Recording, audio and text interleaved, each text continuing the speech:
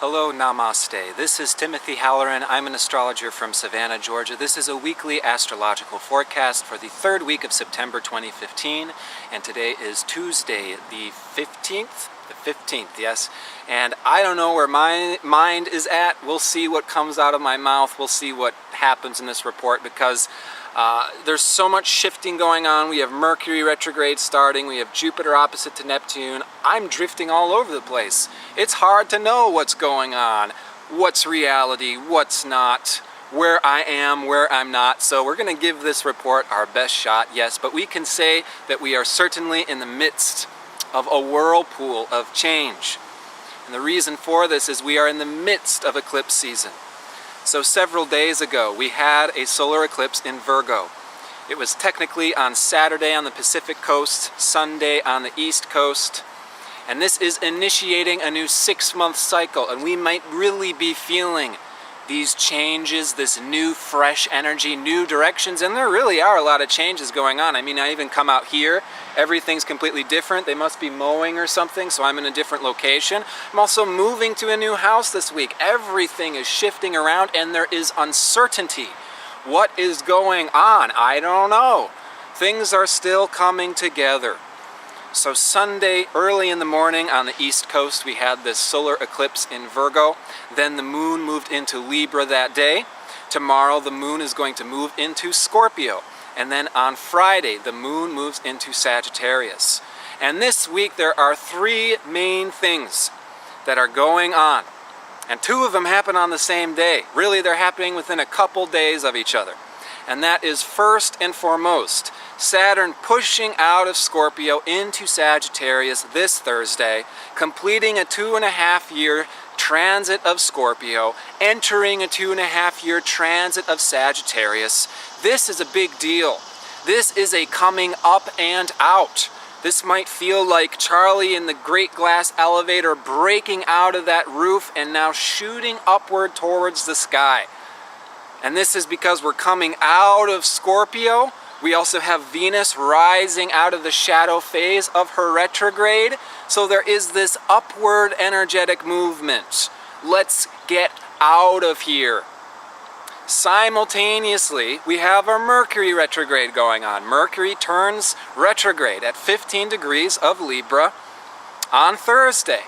And this can be disorienting. Having Mercury retrograde the same weeks that we are in the midst of eclipse season, I mean, there is a why behind all of the what, yes? Many of us are familiar that in astrology there's a lot of whats that are given. What's going on? The planetary energy. You have Mercury square to Uranus. What's going on? You have a restless mind. It's so much what's, but we don't always get to the why. The underlying why is inherent in the evolution that is happening. There is a purpose. There is a direction. So there is a why to these changes. There is a why to the Mercury retrograde. And I think the why to this Mercury retrograde is the advantage of having the next month to process all of the changes that are going on. Mercury retrograde is not a negative or bad thing the way it so often gets connotated that way in consensus society. Oh, technology breakdowns, communication issues, everything goes to shit, is not what Mercury retrograde is really about. When any planet goes retrograde, it becomes stronger because it starts reflecting inwardly upon itself.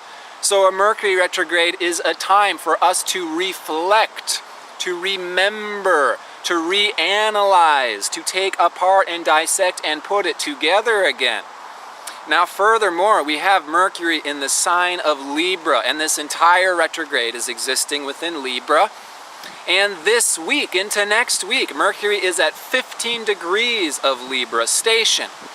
And the Sabian symbol for this degree, 15 degrees Libra, is a stack of machinery parts.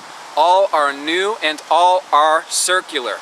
And this is describing an effortless participation in universal order.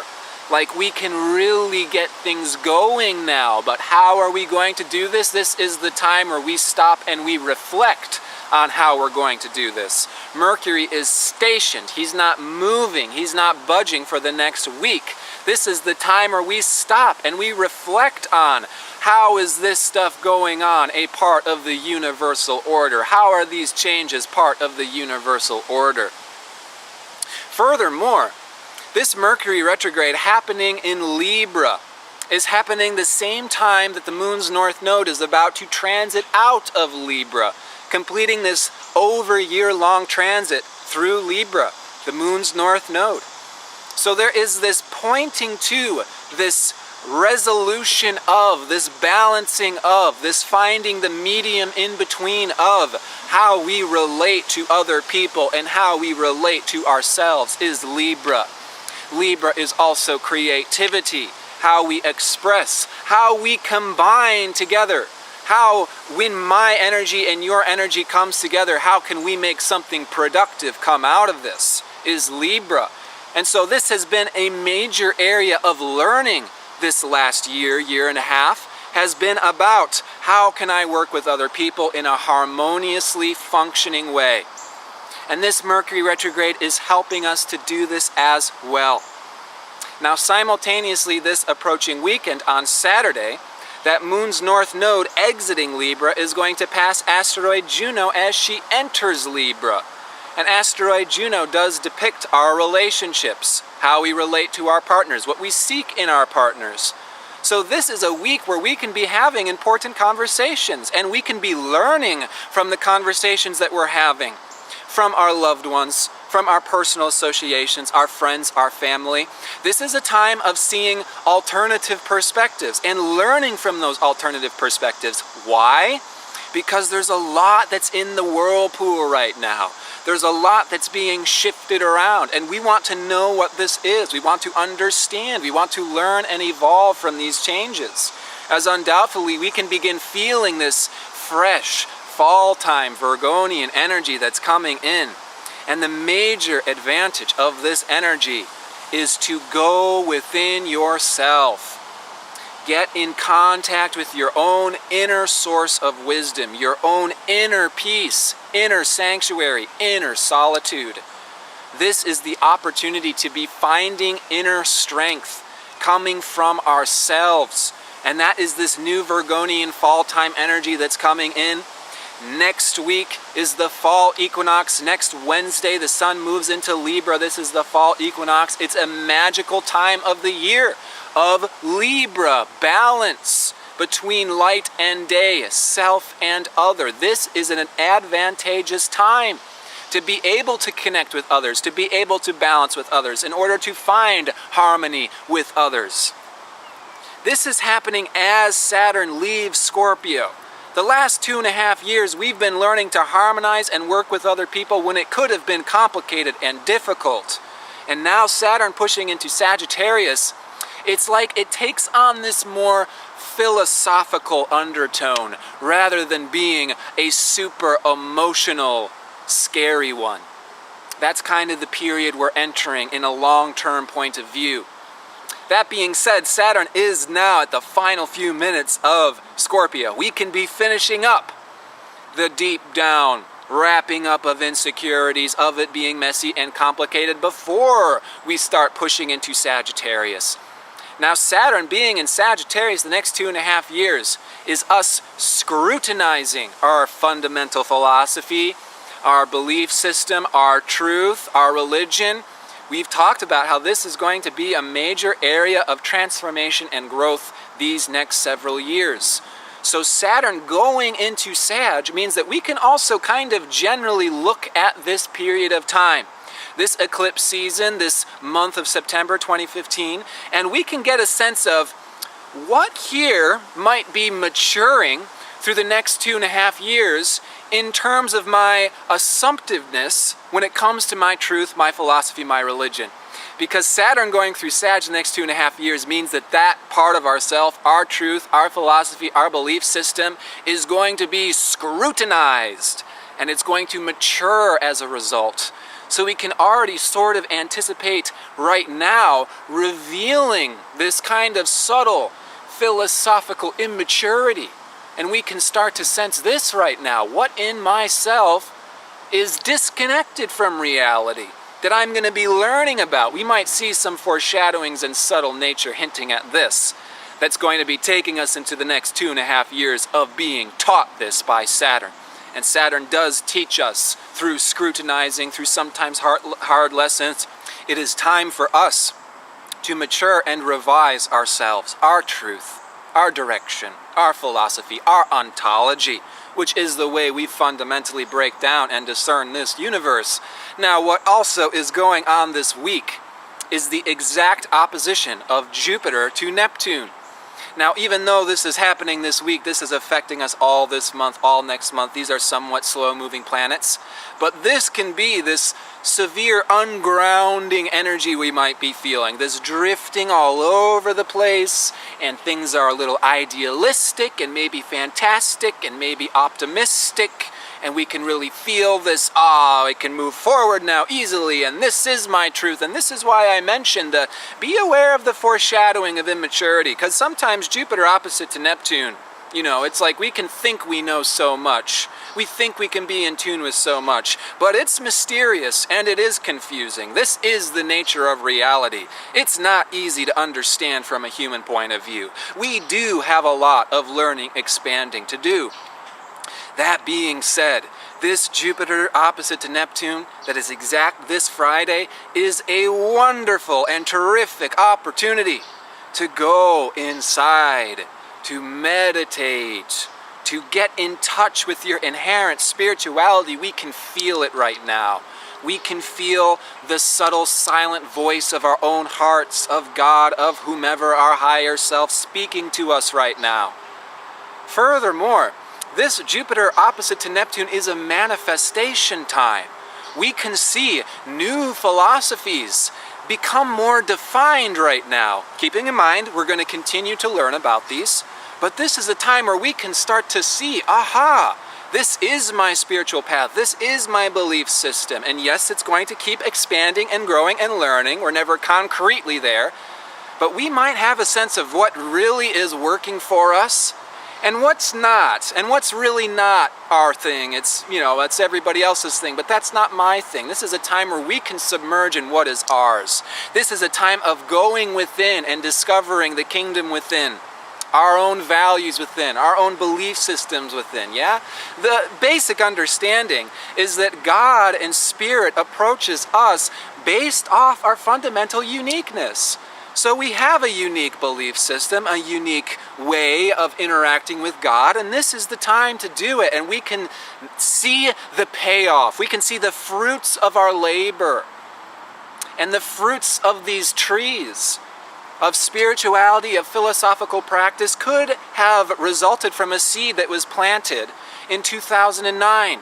As that's when Neptune was conjunct Jupiter in the sign of Aquarius. And actually, summer 2009, there was this wonderful conjunction between Jupiter, Neptune, and Chiron in the sign of Aquarius. So particularly summer 2009 could have been this spiritual awakening, or new teachings, or new teachers come into our lap, and there is an awakening of some sort. And Aquarius is progressive, is far out, is different, is futuristic. So in 2009, there was a lot of people who started to get really excited about 2012. Everything's going to change, the new age, blah, blah, blah. New philosophies, new belief systems, new ideas that had never previously been considered was coming into the collective in 2009. And then 2012 happened. And 2012 didn't happen exactly the way people anticipated it. That was when Jupiter was square to Neptune in Gemini. And, we've learned a lot since 2009, haven't we? So that's part of this period as well, is to reflect upon Mercury retrograde, what we have learned. Mercury from the past, and Mercury and Jupiter are connected. Yeah. Jupiter is like our intuitive understanding, our actual philosophy, the way we see things. And Mercury is how we rationally understand these things. So what's simultaneously happening this week is we are seeing our own wisdom, our own personal philosophy and belief system, and we're seeing, what is this? How has this grown? How is this distinguished from other people? And we can also start to see the foreshadowings of the future, how this is going to continue to kind of structure itself, focus even more, yeah? In 2009, that Aquarius energy is like, so much stuff. In 2012, the aliens and the demigods and everybody's gonna show up and there's gonna be a massive party, and it's just like, okay. But what is actually here that makes sense to me, that can actually practically benefit my life? Yes, as we talked about last week, this whole Virgonian phase that we're entering this next year is about doing things practically to actually benefit other people and actually heal. The proof is in the pudding with Virgo. It's an earth sign. It's what you see. So we're all doing this simultaneous far out philosophical speculation. Oh my goodness, I feel so connected, and here's my spiritual truth, and here's where it's grown. And simultaneously we're seeing, okay, but there has been some growth that's happened since 2009. There has been some understanding that might have changed, or now we're seeing the fruits of that understanding. I finally get something. It makes sense to me now. Now I have this confidence. Now I have this peace within me that comes from a spiritual connection we're talking about here. It's pretty profound stuff. But once again, we don't want to get too far ahead of ourselves. We're going to continue to focus, scrutinize, and learn about this truth, about this philosophy the next couple years. And furthermore, it's all about how useful it is in the world. Is this actually helping other people? Is it actually healing myself? Is it making this world less of a prison and more of a paradise? These are the subjects, are the conversations that we can be having this week. Yeah, the religious, philosophical people are all going to be excited and talking about their recent realizations and their recent ideas, because now is the time of manifestation, of fruits being born. There are spiritual realizations to be made. There are spiritual experiences to be had. This is like far out. We can feel like, am I awake or am I dreaming right now? However, the understanding with any spiritual realization or spiritual experience is as soon as you have that realization or experience, we are now moving on to the next thing. We take that wisdom, we take that knowledge with us, and then we progress. We don't just have a spiritual experience and this is it from now until the day I die. You will continue to have more spiritual experiences that will be undoing the lack of clarity, the lack of knowledge, the lack of precision, of over-assumptiveness of the past.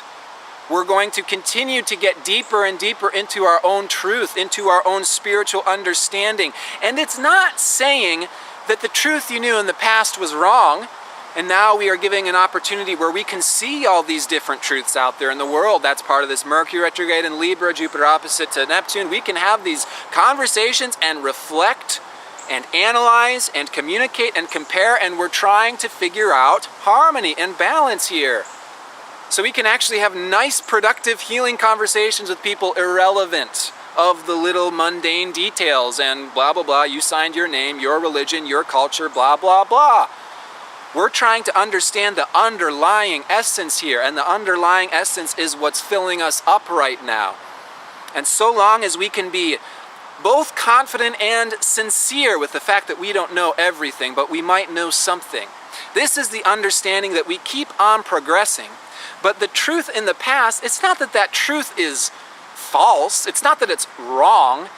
It's that it gets deeper. It gets realer, and the more deep and the more real, the simultaneously more inconceivable and thus difficult to understand truth becomes. Which is why there are different levels of truth realization. There are different levels of God realization. And no, there isn't an ultimate one. We keep on realizing more and more and more. And it's not that the last realization was wrong. It's that we had that last realization and it was true at the time, but there was something more. We assumed so much, and it wasn't 100% wrong, but we assumed a little too much, and so we glossed over something that maybe made us miscomprehend or miss a deeper, more fundamental aspect of reality, of our spiritual practice, of truth, of God. So we can even hear it in this report, the amount of far out philosophical stuff that's going on these days. Mercury is stationed this and next week in Libra, 15 degrees. Perfect and effortless participation in universal order is the goal. Juno on the North Node this weekend. We can communicate in our partnerships. We can communicate with other people in order to make the underlying order seem effortless and flowing. The Sabian symbol is a stack of machine parts. All are new and all are circular. There is a flowing. The circle is a spiritual symbol. There is an underlying flowing nature inherent in this machinery that is doing something, that is making something change, that is birthing something. All right, and there is a why to this. And the why is evolution. The why is what is growing, what is continuing to be focused on. And our own spirituality, our own truth, our own sense of who we are coming out of our fundamental ontology and philosophy. This is the fundamental lens which we use to discern everything, is going to continue to evolve and change. So we can really enjoy this uplifting that is happening now.